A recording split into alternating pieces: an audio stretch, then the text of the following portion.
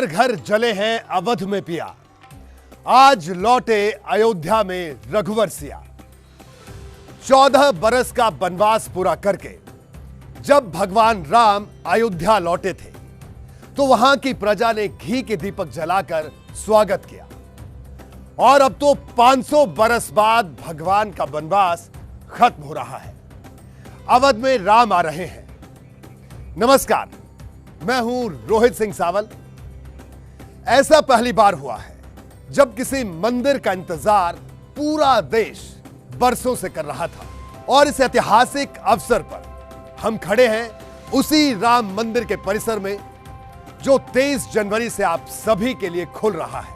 लेकिन उससे पहले हमारे साथ कीजिए राम मंदिर के दिव्य दर्शन।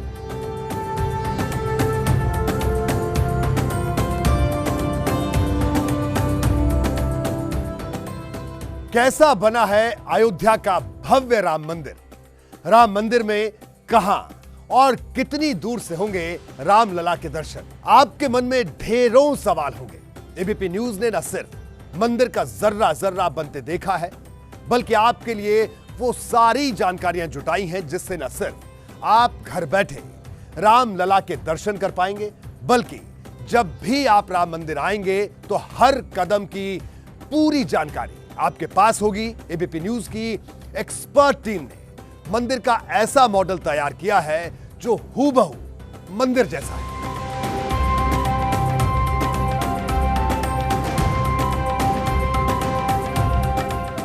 यह मंदिर का सिंह द्वार है, जहां से आप रामलला विराजमान के दर्शन के लिए मंदिर में प्रवेश करेंगे। यह अद्भुत संयोग है कि मंदिर का यह सिंह द्वार और गर्भगृह वही बना है जहां कभी राजा विक्रमादित्य के बनाए मंदिर का था।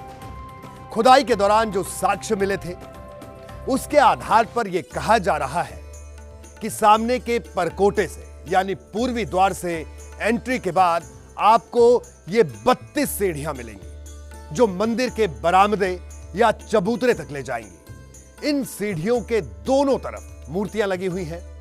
सबसे पहले आपको दोनों तरफ गजराज दिखेंगे, फिर दोनों तरफ सिंह की मूर्ति लगी हुई है और उसके बाद सीढ़ियों के आखिरी हिस्से में बाईं तरफ गरुड़ भगवान और सामने भगवान हनुमान जी की मूर्ति लगी हुई है। कहा जाता है कि गरुड़ और हनुमान जी के आदेश पर ही आप भगवान राम के दर्शन कर पाएंगे।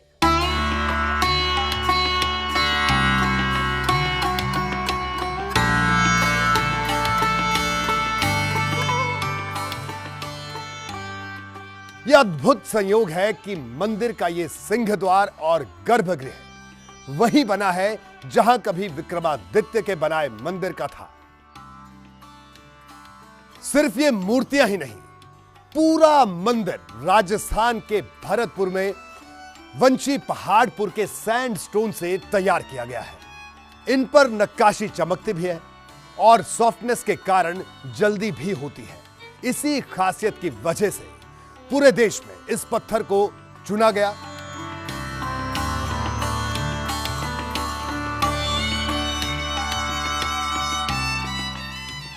अब सीढ़ियां चढ़कर हम उस बरामदे तक पहुंच चुके हैं जहां सामने सोने का दरवाजा है और उसके आगे है रामलला की मूर्ति।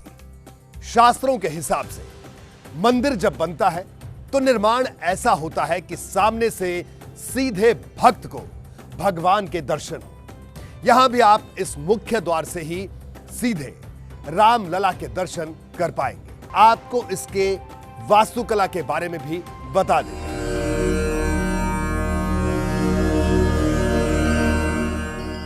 भारत में मंदिर डिजाइन करने की 16 शैलियां हैं। उत्तर भारत में नागर शैली, दक्षिण भारत में द्रविड़ और मध्य पूर्व भारत में पैगोडा शैली। उत्तर भारत के प्राचीन मंदिरों की तरह राम मंदिर को भी नागर शैली में बनाया गया है। इस शैली में संपूर्ण मंदिर एक विशाल चबूतरे यानी वेदी पर बनाया जाता है, जैसा आपको सामने दिख भी रहा है, और उस तक पहुंचने के लिए सीढ़ियां होती हैं। सोमनाथ मंदिर से लेकर पुरी के जगन्नाथ मंदिर और कोणार्क के सूर्य मंदिर इसी शैली में बने।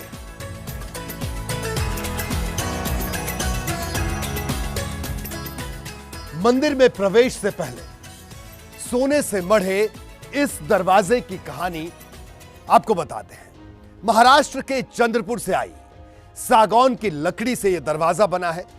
पहले दरवाजे पर नक्काशी की गई और फिर कॉपर प्लेट चढ़ाकर मोल्डिंग तैयार की गई। फिर इन दरवाजों को दिल्ली भेजकर वहां इन पर सोना मढ़ा गया है। इन दरवाजों पर हाथी, कमल दल, झरोखे जैसे डिजाइन और ज्यादा इनको भव्य बनाते हैं।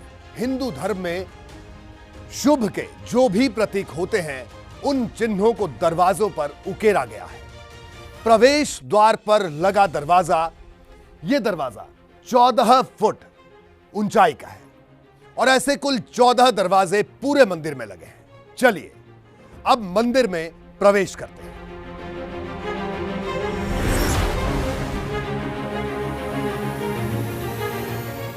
मंदिर में प्रवेश करने के बाद आप सबसे पहले नृत्य मंडप में पहुंचेंगे। नागर शैली में बने मंदिरों में मंडप बनाने की प्रथा होती है। एक से ज्यादा मंडप गर्भगृह और प्रवेश द्वार के बीच स्थित होते हैं। मंडपों में दीवारों पर देवी देवताओं की मूर्तियां बनी होती हैं। नृत्य मंडप में शिव तांडव से जुड़ी मूर्तियों को भी उकेरा गया। आप देख सकते हैं यह भव्य नृत्य मंडप है।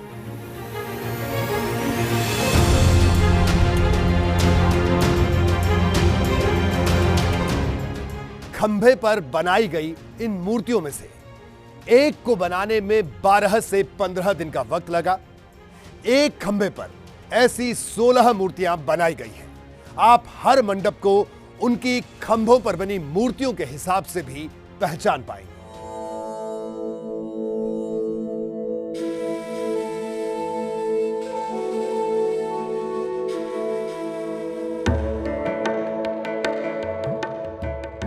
इन खंभों में कोई भी जॉइंट नहीं है।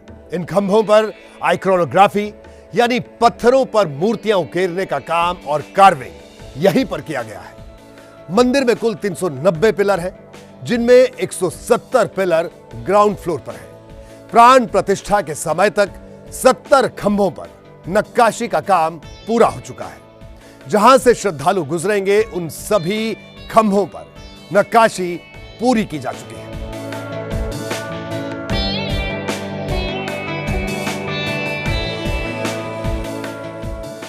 राजस्थान से आए कारीगरों ने इन पिलर्स को खड़ा किया है। 2 पत्थरों के बीच कॉपर के क्लिप्स लगे हैं। पत्थरों को ऐसे रखा गया है कि उनके बीच जगह नहीं है। बाकायदा CBRI यानी central building research institute Roorkee ने इसकी गुणवत्ता की जांच की है और उनकी रिकमेंडेशन को आधार बनाकर ही इस तरह से पूरा स्ट्रक्चर तैयार हुआ है।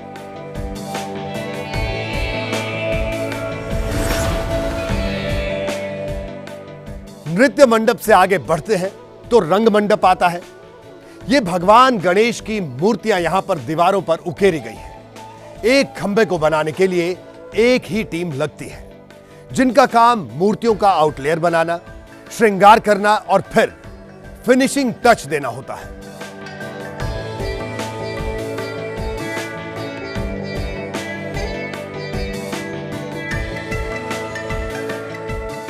अब हम आ चुके हैं सभा मंडप यानी गूढ़ मंडप में।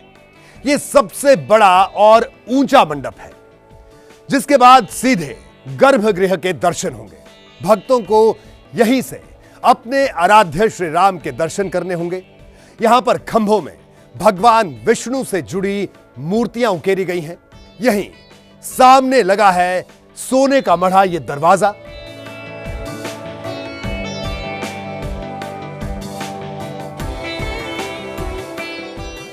मंडप होते हुए हम आ गए हैं मंदिर के गर्भगृह में। यहीं पर रामलला विराजमान होंगे। अभी हमने AI तकनीक के जरिए प्रभु श्री राम की प्रतीकात्मक मूर्ति लगाई है, जिसे आप देख सकते हैं। इस वर्चुअल गर्भगृह में जो मूल मंदिर के गर्भगृह की हूबहू है, इसी तरह से रामलला को सोने के सिंहासन पर विराजमान किया जाएगा। मूर्ति ऐसी ही 51 इंच की होगी। बाल सुलभ इस मूर्ति में भगवान की आंख और चरण, समचरण जिसको कहते हैं, उसके दर्शन होंगे। उनके साथ ही रामलला टेंट से अस्थाई मंदिर में जिनको शिफ्ट किया गया है, वो रामलला भी रहेंगे। जब भक्त यहां तक पहुंचेंगे तो गर्भगृह में रखी मूर्ति से उनकी दूरी 25 से 30 फीट की होगी, तो भक्त भगवान की आंखों को देख सके और उन्हें सर से पैर तक निहार सके। इसीलिए यह तय हुआ कि एक खड़ी मूर्ति बनाई जाएगी और इसी खड़ी मूर्ति की प्राण प्रतिष्ठा 22 जनवरी को होने वाली है। अब आप सोच रहे होंगे, जब नई मूर्ति की प्राण प्रतिष्ठा की जा रही है तो फिर दो मूर्तियों की मंदिर में एक साथ पूजा क्यों होगी? तो आपको बता दें कि मंदिर ट्रस्ट का यह मानना है कि अस्थाई मंदिर में जो विराजमान रामलला की मूर्ति के साथ दुनिया के करोड़ों भक्तों की भावनाएं जुड़ी हैं और देश दुनिया के कोने कोने से भक्त अपने आराध्य रामलला की मूर्ति के दर्शन करने आते हैं। ऐसी मान्यता है कि रामलला की यह मूर्ति प्रकट हुई थी, इसलिए इनकी पूजा भी साथ साथ चलती रहेगी।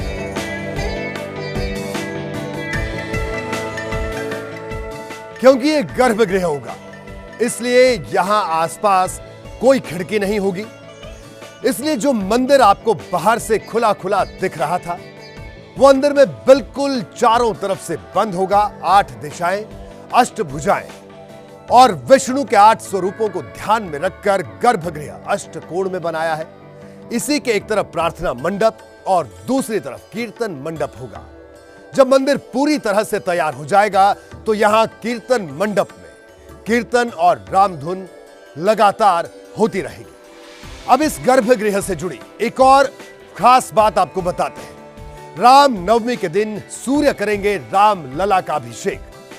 ऐसा खास इंतजाम किया गया है कि राम नवमी के पावन मौके पर दोपहर 12 बजे सूर्य की किरणें शिखर से आकर रामलला के ललाट पर पड़ेंगी, ताकि राम जन्म का लम्हा भक्तों के मन मस्तिष्क में यादगार रहे।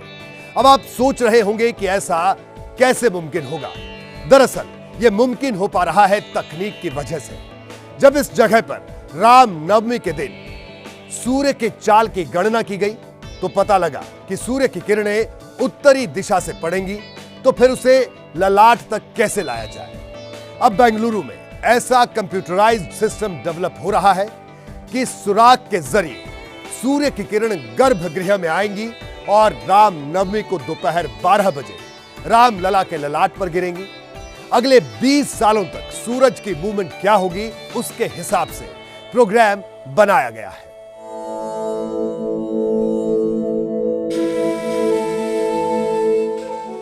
यह मंदिर का दक्षिण द्वार है। गर्भगृह में दर्शन के बाद भक्त दक्षिण द्वार से नीचे उतरेंगे इन्हीं सीढ़ियों के जरिए। यहां से भक्त सीधे परकोटे में पूर्वी गेट से प्रवेश करेंगे, जो जगह मैंने आपको शुरुआत में दिखाई थी। वहीं से भक्त परकोटे में परिक्रमा करेंगे और उसी गेट से बाहर निकल जाएंगे। यह मंदिर का उत्तरी द्वार है। यहां से वीआईपी एंट्री का प्रावधान है। यह पूरा एरिया 2.7 एकड़ का है, जिसमें 57,000 स्क्वायर फीट में मंदिर बना है। अब आपको अन्नपूर्णा मंदिर के बारे में बताते हैं।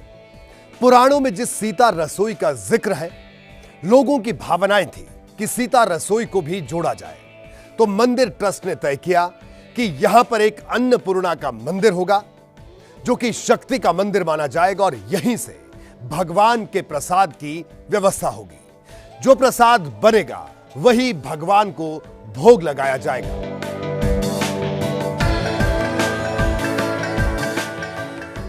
यह मंदिर का परकोटा है, यानी बाहरी दीवार। यह परकोटा बाहर से तो बंद है, लेकिन अंदर की तरफ खुला है, जिससे भक्त परिक्रमा करते हुए लगातार मंदिर के प्रति अपनी आस्था निष्ठा रख सकेंगे। इसके बाहर में दीवार होगी, जबकि भीतर 100 से ज्यादा म्यूरल्स बनाए जाएंगे। उसके बाद मंदिर के भीतर घुसने का केवल यही दरवाजा होगा, पूर्वी द्वार। कहीं और से कोई मंदिर में प्रवेश नहीं कर पाएगा।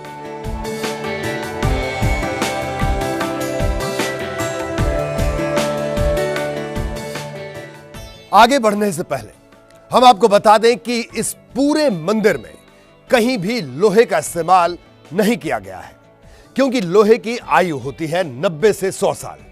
अब चूंकि मंदिर कम से कम 1000 साल के लिए बनना था, तो लोहे को किया गया ना, और पूरा मंदिर पत्थर से तैयार हुआ। और ये जो पिलर आप देख रहे हैं, उनमें सिर्फ कॉपर की क्लिप के इस्तेमाल किया गया है, वो भी 2 पत्थरों को जोड़ने के लिए। उनमें भी कहीं लोहा स्टील नहीं लगा है।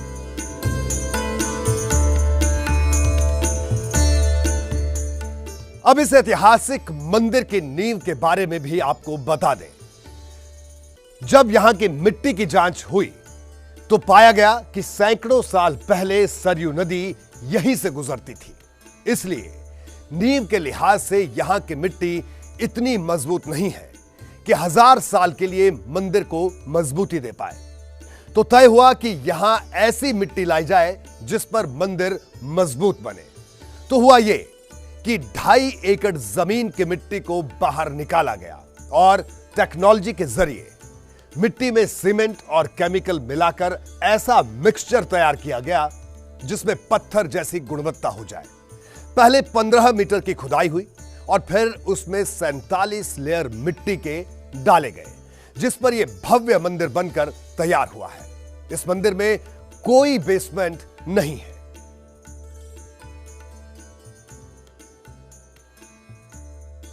गेट से एंट्री करते ही सबसे पहले बैगेज हैंडलिंग यूनिट मिलेगी। यहां श्रद्धालुओं के सामान रखने की सुविधा होगी। इसी से थोड़ा आगे यात्री सुविधा केंद्र है, जिस पर 16 काउंटर रहेंगे, जहां भक्तों को सामान रखने के लिए फ्री लॉकर मिलेंगे। इसके बाद बाहर निकलकर दूसरे गेट पर श्रद्धालुओं की सिक्योरिटी चेकिंग होगी। सुरक्षा जांच के बाद कॉरिडोर से होते हुए पूरब दिशा से मंदिर की ओर जा सकेंगे।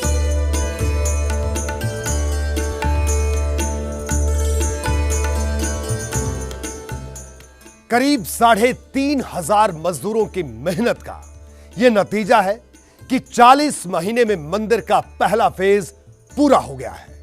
प्रथम तल पर राम दरबार सजना है। देश दुनिया के श्रद्धालुओं की उम्मीद का यह मंदिर अब आपके स्वागत के लिए तैयार है। हमने आपको राम मंदिर के वर्चुअल दर्शन करवाए। हम ये दावे के साथ कह सकते हैं कि जब आप मंदिर दर्शन करने के लिए आएंगे तो इससे कहीं ज्यादा सुखद अनुभूति आपको होगी।